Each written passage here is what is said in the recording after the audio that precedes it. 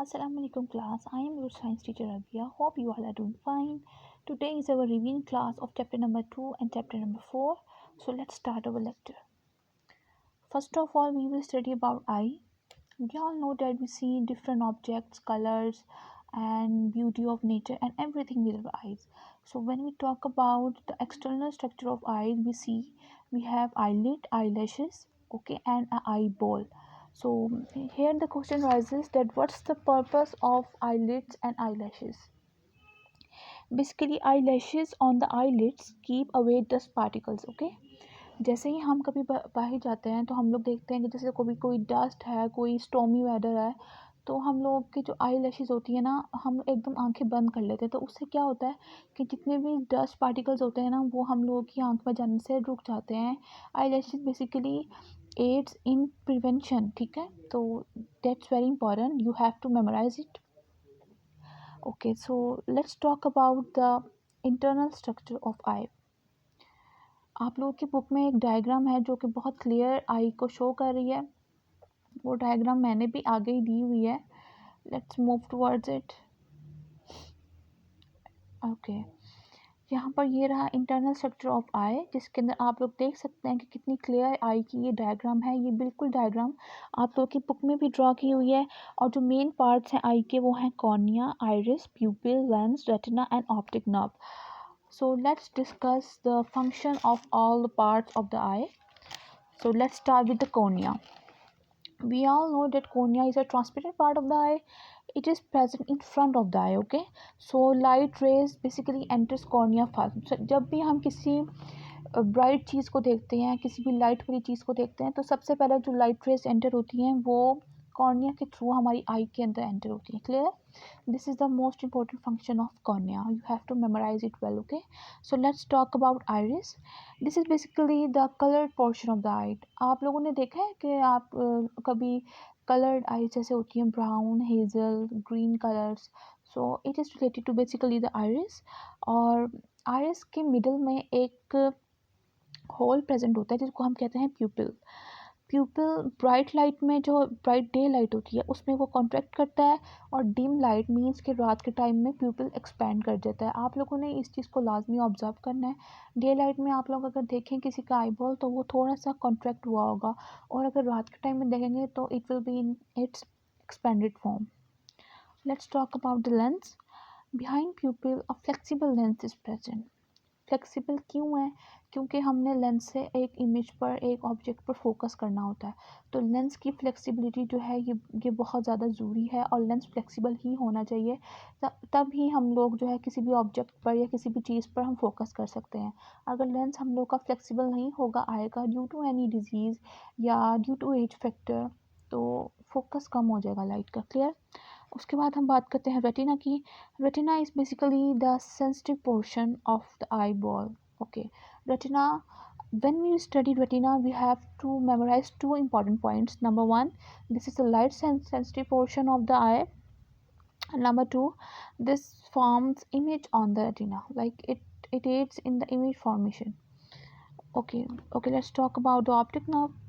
Optic nerve is a nerve that sends nerve signals to the brain that object is present. जब light retina के अंदर जाती है, तो जो इसके सेल्स होते हैं ये नर्व सिग्नल्स लेके जाते हैं ब्रेन तक, और फिर इसके थ्रू रेटिना पे इमेज बनता है। और जैसे ही इमेज बनता है, नर्व सिग्नल ब्रेन तक पहुंचते हैं, तो क्या होता है कि ब्रेन को हमें फ़ौरन पता लग जाता है कि हम क्या चीज़ देख रहे हैं। Clear? Okay, let's talk about the functioning of eye. ये फ्लो चार्ट सा आप लोगों की बुक में दिया हुआ है, ये देखें। सबसे पहले जो लाइट रेज हैं वो एंटर करनी है कॉर्निया के अंदर, देन कॉर्निया से प्यूपिल के अंदर जा रही हैं। प्यूपिल के बाद वो लेंस के अंदर, जो कि एक फ्लेक्सिबल पार्ट है which aids in focusing on the image, okay. और उसके बाद लेंस के बाद जब वो रेटिना पर हिट कर रही हैं लाइट रेज, तो वहाँ पर इमेज बन रहा है। रेटिना पे जब हिट किया तो ऑप्टिक नर्व एक्टिव हो गई, उसने ब्रेन को जो मैसेज दिया, नर्व सिग्नल्स के थ्रू उसने ब्रेन को मैसेज दिया कि एक इमेज है या एक ऑब्जेक्ट हमारे सामने पड़ा हुआ है। तो इस तरह से जो है आई की फंक्शनिंग होती है, इस तरह से हम चीज़ें क्लियरली देख सकते हैं। Next we will talk about the ear. It is basically an auditory organ, it is related to hearing. ठीक है, आप सबको पता है, बहुत कॉमन सी बात है कि हम लोगों ने किसी भी साउंड को सुनना हो तो ear is an organ related to auditory functions. Okay, so basically ear has three parts: outer ear, middle ear and inner ear. Okay, externally तो हम लोगों को पता है कि क्या होता है ईयर, एक पिन्ना प्रेजेंट होता है और एक ईयर केनाल सी हम लोग को एक डेप्थ अपने जो ईयर के अंदर नज़र आती है। ठीक है, एक सॉफ्ट कार्टिलेज प्रेजेंट होता है, जैसे ही हम अपने कान को हाथ लगाते हैं तो देखते हैं जो आउटर साइड है वो पिन्ना की है, उसके अंदर ही एक बड़ा सॉफ्ट सा बोनी स्ट्रक्चर होता है जो कार्टिलेज की फॉर्म में प्रेजेंट होता है, तो it forms basically a year canal. ठीक है, सो अब हम देखते हैं कि पार्ट्स कौन कौन से हैं ईयर के। एक्सक्यूज मी, ओके, यहाँ पर आ गया इंटरनल स्ट्रक्चर ऑफ ईयर। अब यहाँ पर आप लोग की बुक में बहुत क्लियर डायग्राम बनी हुई है। अब ये पार्ट्स ऑफ द ईयर देखने लगे हैं हम। सबसे पहले we will talk about the outer ear. Outer ear basically consist of a pinna and a long narrow tube which is known as ear canal. ठीक है, ईयर कैनाल का आप लोगों को पता लग गया कि ईयर कैनाल क्या होता है। ये देखें, यहाँ पर पॉइंट आउट भी किया हुआ है कि ईयर कैनाल ये इतना इतना हाफ जो है ना ईयर, ये तो हम देख सकते हैं ना अपने विजुअली आउट, क्योंकि ये एक्सटर्नल स्ट्रक्चर के अंदर इंक्लूड होता है, तो ये हम देख सकते हैं। क्लियर। इसके बाद the pinna collect sound waves. Pinna क्या होता है, ये जो आउटर ईयर होता है ना, जिसको हम टच भी कर सकते हैं हाथ से, आउटर पार्ट जो होता है उसको हम कहते हैं दिस इज पिन्ना। तो the pinna collect sound waves from the year around. ठीक है, हवा से जो है साउंड वेव्स पिन्ना कलेक्ट करता है। Then the sound waves travel along the ear canal. Ear canal के थ्रू जो है वो साउंड वेव ट्रेवल करती हैं। ठीक है, ये सबसे फर्स्ट मैकेनिज्म है जो कि हेयरिंग प्रोसेस में हो रहा है। उसके बाद we will talk about the middle ear. So that's very important. So let me tell you in little detail. So the outer ear is basically connected to the middle ear by a very thin membrane which is called as the eardrum, which is commonly known as the कान का पर्दा। तो eardrum जो है middle ear को outer ear से connect करता है। Clear, this is very important, you have to memorise it well. This is the most important function of the middle ear कि ये करता क्या है। उसके बाद the ear drum vibrates when sound waves strike it. This is the mechanism और phenomena of hearing. ठीक है, जैसे ही ईयर ड्रम के पास साउंड वेव्स जाती हैं तो वो वाइब्रेट होता है। ठीक है, उसके बाद क्या होता है कि सेकेंडली आप लोगों ने इसके अंदर एक बात याद रखनी है कि जैसे ही वाइब्रेट हुई ईयर ड्रम, उसके साथ क्या होता है कि जो हम लोगों का मिडल ईयर है ना, उसके अंदर ना एयर प्रेजेंट होती है। It is basically filled with air. ठीक है, इसके अंदर जो एक और बात याद रखने वाली वो ये है कि इसके अंदर 3 स्मॉलेस्ट बोन्स होती हैं। एयर के अंदर 3 बोन्स होती हैं। That's very important regarding objective point of view, जिनके नेम्स हैं हैमर, एनविल एंड स्टिर्प। ठीक है, hammer is also known as the malleus. ठीक है, यहाँ पर मेलिस लिखा हुआ है बट आप लोगों ने कंफ्यूज नहीं होना। जो आप लोगों की बुक के अंदर है वो आप लोगों ने उसको याद करना है, हैमर, एनविल एंड स्टिर्प। ठीक है, these are the 3 bones present in the ear. उसके बाद हम बात करते हैं इनर ईयर की। ये रहा इनर ईयर हमारा। Inner ear is basically the last part of the year. ठीक है, बहुत बहुत डीप होता है। The inner ear is basically filled with liquids. Liquid, थोड़ा सा लिक्विड प्रेजेंट होता है इसके अंदर, और एक बहुत इंपॉर्टेंट कॉइल्ड स्ट्रक्चर प्रेजेंट होता है जिसको हम कहते हैं cochlea. The cochlea is basically the actual hearing organ. यहाँ से थोड़ा हेयरिंग का फिनोमेना स्टार्ट होता है। Clear, cochlea send signal to the brain through a special nerve. अब यहाँ पर किस तरह, जैसे कोक्लिया है, this is basically related to the process of hearing. तो क्या होता है कि जैसे ही वाइब्रेशन होती है ईयर ड्रम के अंदर, तो कोक्लिया एक स्पेशल नर्व के थ्रू ब्रेन तक सिग्नल भेजता है, और उस नर्व को हम कहते हैं ऑडिटरी नर्व। क्लियर, यहाँ तक आपको समझ आ गया कि inner ear, middle ear, outer year में क्या होता है और ये इसका स्ट्रक्चर क्या है बेसिकली। उसके बाद हम लोगों ने बात करनी है जी फंक्शनिंग ऑफ ईयर, ठीक है, कि ईयर के अंदर फंक्शनिंग कैसे होती है, आप लोग कोई भी आवाज़ किस तरह से सुनते हैं वो हम लोगों ने देखनी है। सबसे पहले जो साउंड वेव्स हैं वो हिट करती हैं पिन्ना को, जैसे मैंने आपको बताया था कि पिन्ना अपने सराउंडिंग से, हम लोग के एनवायरनमेंट से जो है वो साउंड वेव्स को गैदर करता है। उसके बाद वो पिन्ना साउंड वेव्स को ट्रेवल करवाता है ear drum through year canal के थ्रू ईयर ड्रम तक साउंड वेव्स पहुंचती हैं। उसके बाद ईयर ड्रम के अंदर थ्री मेन बोन्स प्रेजेंट होती हैं, जो कि हेयरिंग के प्रोसेस और हम लोगों की बॉडी का बैलेंस मेंटेन करने के लिए बहुत ज़्यादा इंपॉर्टेंट है। उसके बाद थ्री बोन से पास होती हुई जो साउंड वेव्स हैं वो कॉक्लिया तक पहुंचती हैं, which is the main hearing organ. उसके बाद जैसे ही कॉक्लिया तक साउंड वेव्स पहुंची तो उसने एक स्पेशल नर्व के थ्रू ब्रेन को मैसेज सेंड किया, जिसको हम कहते हैं ऑडिटरी नर्व, और ब्रेन तक मैसेज किया और हमने वो आवाज़ सुन ली, ठीक है। और this is the simplest functioning of year. I hope आप लोगों को ये क्लियर हो गया होगा। उसके बाद हम लोगों ने अपना स्टार्ट करना है 4th चैप्टर, क्योंकि ये रिवीजन की क्लास है। 4th चैप्टर के अंदर जो आपके सिलेक्टेड टॉपिक्स हैं वो हैं abiotic components and relationship, mutualism and prey predator relationship and parasitism. Okay, first of all हम डिस्कस करते हैं यूनिट नंबर 4 का first topic, which is abiotic components. Abiotic component means non living components, ठीक है। यहाँ पर एक चीज़ क्लियर कर दूँ आपको, जिस वर्ड के साथ साइंस के अंदर ये एक कॉन्सेप्ट होता है कि जिस भी वर्ड के साथ ए लिखा हुआ आ जाएगा ना, इट मीन्स के ए मीन्स नॉट प्रेजेंट, ठीक है। तो biotic basically is a living components, so जहाँ पर हमने लिख दिया abiotic, it means non living components, ठीक है। अब हम देखते हैं कि यहाँ पर नॉन लिविंग कंपोनेंट्स कौन कौन से हैं। वो है light, temperature, soil, air and water. अब हम देखते हैं कि हम इसके अंदर क्या क्या इंपॉर्टेंस है इनकी, क्या क्या ये रोल प्ले करते हैं हमारे इकोसिस्टम में, हमारे सराउंडिंग्स में, ठीक है। सबसे पहले हम बात करते हैं लाइट की। लाइट, जैसे हम लोगों को पता है कि बहुत ज़्यादा इंपॉर्टेंट है। अगर लाइट नहीं होगी तो हम लोगों की बहुत ज़्यादा एक्टिविटीज़ रुक जाएंगी। इसके अलावा हम लोगों से ज़्यादा प्लांट्स को भी लाइट की बहुत ज़्यादा ज़रूरत होती है। Plants need sunlight for their food, ठीक है। जब तक लाइट नहीं होगी तो फोटोसिंथेसिस का प्रोसेस नहीं होगा। फोटोसिंथेसिस का प्रोसेस नहीं होगा, इट मीन्स के फूड प्रोड्यूस नहीं हो रहा, फूड प्रिपेयर नहीं कर सकते प्लांट, तो दे विल अल्टीमेटली डाई, ठीक है। तो लाइट इज़ वेरी इंपॉर्टेंट। उसके बाद जो नेक्स्ट फैक्टर है, दैट इज़ टेम्परेचर।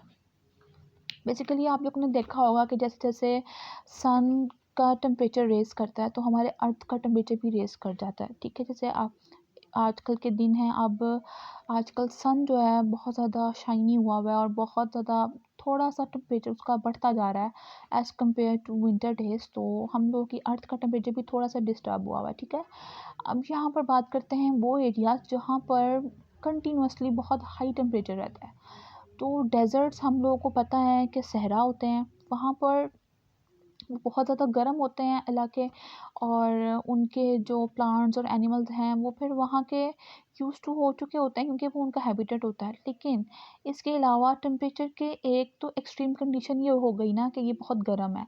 उसके बाद जो ग्लेशियर्स होते हैं जहाँ पर माइनस के अंदर टेम्परेचर जाता है, तो वहाँ पर भी सर्वाइवल जो है बहुत मुश्किल हो जाता है, ठीक है। अब यहाँ पर एक रेंज बताई हुई है टेम्परेचर की, जो जिस जिस रेंज पर ऑर्गेनिज्म जो हैं वो एक्टिव होते हैं, ठीक है। कोई भी मोस्टली ऑर्गेनिज्म को हम इस कैटेगरी तक एक्टिवनेस उनकी जो है वो रैंक करते हैं, which is 0 degree Celsius to 45 degree Celsius, ठीक है। आप लोगों को पता है कि 45 टू 46 पे भी गर्मी होती है, टेम्परेचर थोड़ा सा ज़्यादा होता है, लेकिन हम लोग सर्वाइव कर जाते हैं। लेकिन इससे ज़्यादा एक्सीड करे जिन एरियाज़ में करता है तो वहाँ पर डेथ्स के चांसेस बहुत ज़्यादा हो जाते हैं। इसके बाद जो नेक्स्ट फैक्टर है which is air. Air is basically a mixture of gases, ठीक है। और हमें ज़िंदा रहने के लिए हवा की भी बहुत ज़्यादा ज़रूरत है, ऑक्सीजन प्रेजेंट होती है, हमने रेस्पिरेशन के थ्रू हमने अपने आप को ज़िंदा रखना होता है। रेस्पिरेशन नहीं होगी, सांस नहीं लेंगे, सफोकेशन होगी। अच्छा, आप लोगों ने देखा है जिस एरिया जहाँ पर सफोकेशन हो वहाँ पर सांस लेना मुश्किल हो जाता है, क्योंकि ऑक्सीजन कंटेंट कम हो रहा होता है ना। So we need fresh air, हम लोगों को एयर बहुत ज़्यादा ज़रूरी है फॉर आवर सर्वाइवल, ठीक है। क्योंकि respiration is basically a very necessary process to live. और इसके अलावा जो प्लांट्स हैं उनके लिए भी एयर बहुत ज़्यादा ज़रूरी है, क्योंकि उनको ऑक्सीजन मिलती है और वो कार्बन डाइऑक्साइड को रिलीज़ करते हैं, ऑक्सीजन को इनहेल करते हैं। And that's all about the air. उसके बाद नेक्स्ट फैक्टर है सॉइल।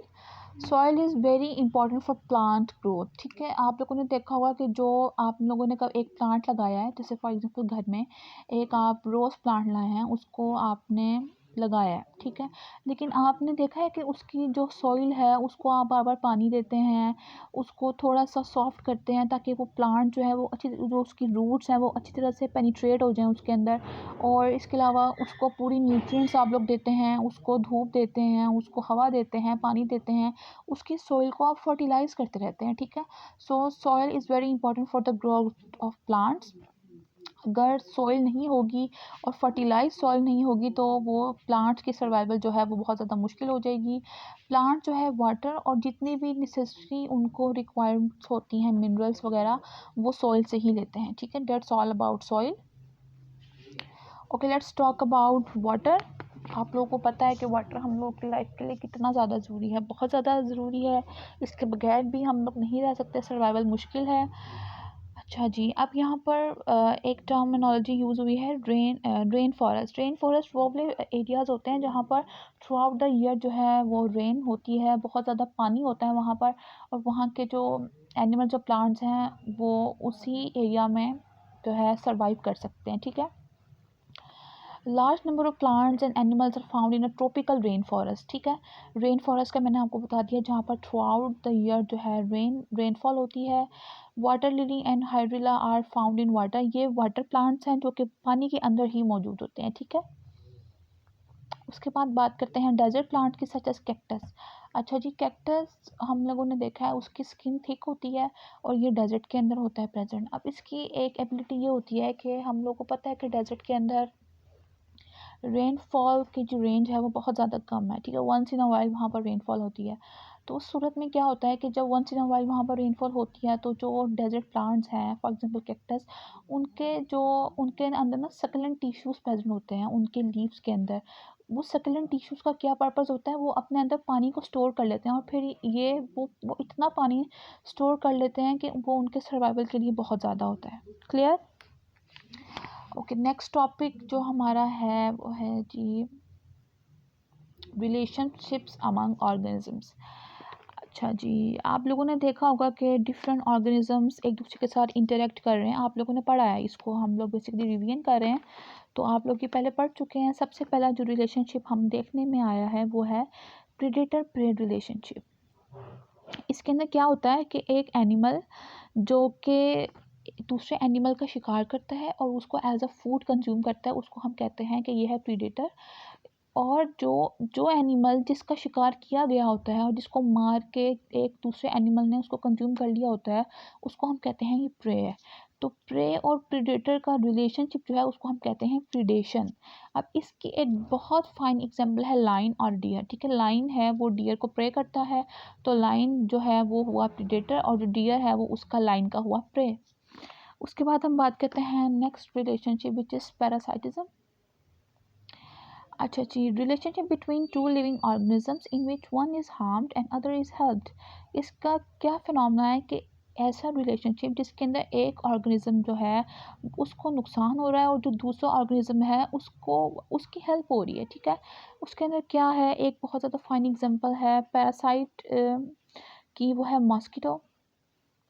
उसके बाद parasite is organism that feeds on other organism. So here we have the definition of parasite. Living organism on which the parasite feeds is called host. Host वो होता है जिसके अंदर या जिसके ऊपर parasite रह रहा होता है और अपना food और अपना shelter उससे ले रहा होता है। ठीक है, so इसकी एक example है which is mosquito. इसमें क्या होता है कि mosquito basically uses our blood or the blood of another animal for food. So we are the host and mosquito is a parasite. Clear? उसके बाद एक नेक्स्ट जो लास्ट हमारा टॉपिक है इसका वो है mutualism. Mutualism is a relationship in which two living organisms live together and depend on each other. यहाँ पर एक बहुत फ्रेंडली रिलेशनशिप होता है, दोनों एक दूसरे पर डिपेंड कर रहे होते हैं, दोनों का एक दूसरे के बगैर सर्वाइवल मुश्किल हो जाता है, ठीक है। इसकी एक एग्जांपल है एलजी और फंजाई की। इसका क्या होता है कि जो ग्रीन एलजी होता है वो अपना खाना खुद बनाता है, बीन्स के वो प्रोड्यूसर्स होते हैं, they make their own food. And for the fungus too, क्योंकि फंगस उसके साथ अटैच्ड होती है। फिर क्या हो रहा है, fungus protects the alga from drying up. उसके क्या होता है कि फंगस जो है ना वो एल्जा को एक इन्वायरमेंट देता है बहुत कम्फे सा, और उसके अंदर क्या करता है कि वो उसकी एल्जा जो एल्जीज होते हैं ना वो बहुत जल्दी ड्राई हो जाते हैं, तो फंगस जो होता है ना वो मॉइस्ट रहता है और उसकी ड्राइंग के प्रोसेस को रोकता है। अब यहाँ पर एक और एग्जांपल है which is of termites. Termite जो है आपको पता है कि वो लकड़ी खाती है, टर्माइट बेसिकली ईट्स वुड। तो और ये जो टर्माइट जो लकड़ी के अंदर ना सेलुलोज प्रेजेंट होता है जिसको ये ना डाइजेस्ट नहीं कर सकती। तो एक छोटा सा यूनिसेलुलर ऑर्गेनिज्म टर्माइट की गट के अंदर प्रेजेंट होता है, गट मीन्स उसके स्टमक के अंदर प्रेजेंट होता है, जो कि सेलुलोज की ब्रेकडाउन करवाता है और टर्माइट की डाइजेशन में हेल्प करता है। That's all for today's lecture. I hope आप लोगों को समझ आया होगा। Thank you.